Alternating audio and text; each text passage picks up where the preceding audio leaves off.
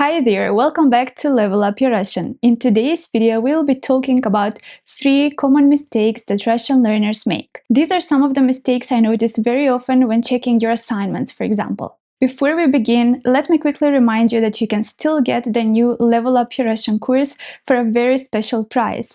To find your coupon code, go ahead and visit the Complete Russian Language course website. If you want to learn more, you can watch the course overview here. I will leave the link in the description box so that you can check it out, of course, after watching this video. And now let's go back to our topic. 3 common mistakes that I notice very often among beginner Russian learners. Number 1. Putting the letter I after G, K, P, J, Sh, Ch, Sh. You probably already know that when we build the plural form of nouns in Russian, we usually do that by adding either the letter I or the letter I. Машина – машины, стол – столы, квартира – квартиры, подруга – подруги, карандаш – карандаши, собака – собаки. Also, when we build the genitive case of feminine nouns, we use one of these letters, either I or «и», as a noun ending. Это женщина, это пальто женщины. Это подруга, это пальто подруги. What I see very often is using these endings incorrectly.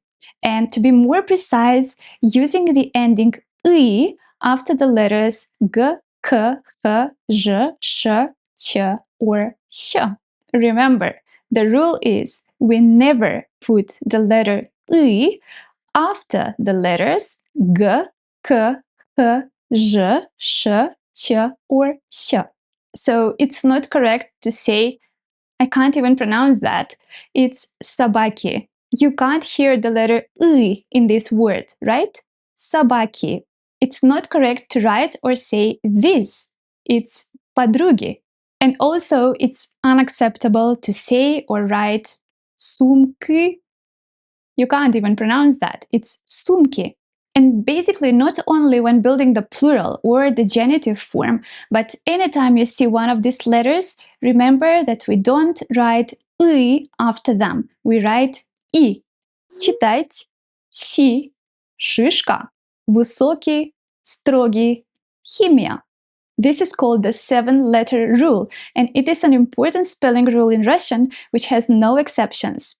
The rule applies to these letters no matter where they are in the word, whether they are at the beginning, in the middle, or at the end. So we said that after the letters G, K, H, J, Sh, Ch, or Sh, you cannot write the letter I, but you also cannot write the letters U or Ya.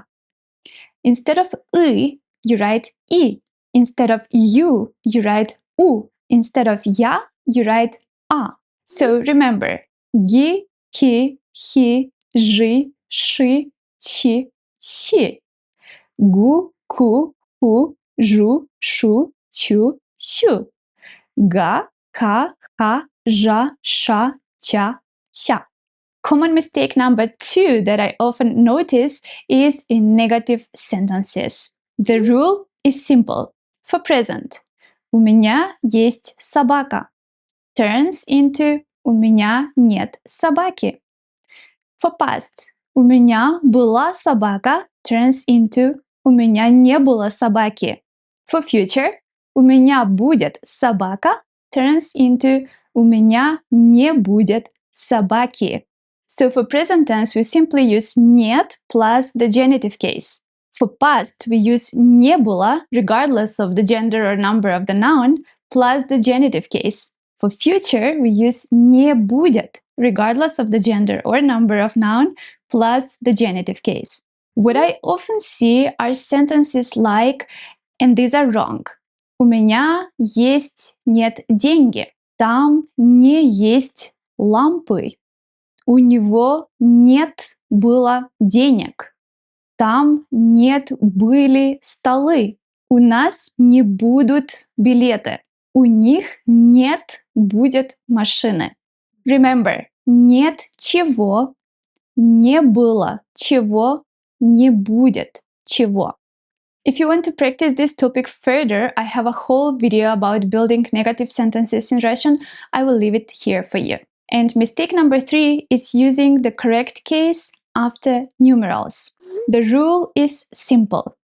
After the number 1 or compound numbers ending in 1, the noun that follows is in the nominative singular. After the numbers 2, 3, and 4, or compound numbers ending in 2, 3, or 4, the noun that follows is in the genitive singular. After all other numbers, the noun that follows is in genitive plural. These are the number 0, the numbers from 5 to 9, and compound numbers ending in 0 and from 5 to 9, but also the numbers 11, 12, 13, and 14.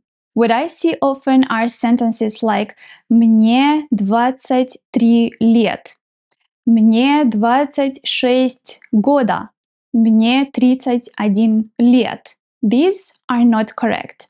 Remember that these rules apply to any noun following a numeral. So now you know 3 common mistakes that beginner students make. Do you make any of these mistakes? Let me know in the comments below. If you already knew all of this, well done, you're doing a good job.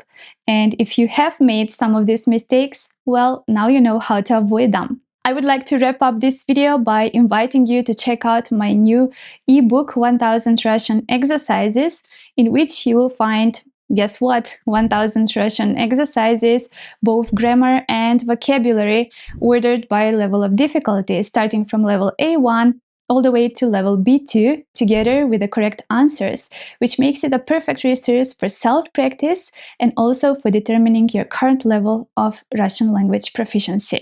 And if you haven't yet, check out the overview for the new Level Up Your Russian course for intermediate learners. I will leave the links in the description below. Thank you very much for watching, and всем пока!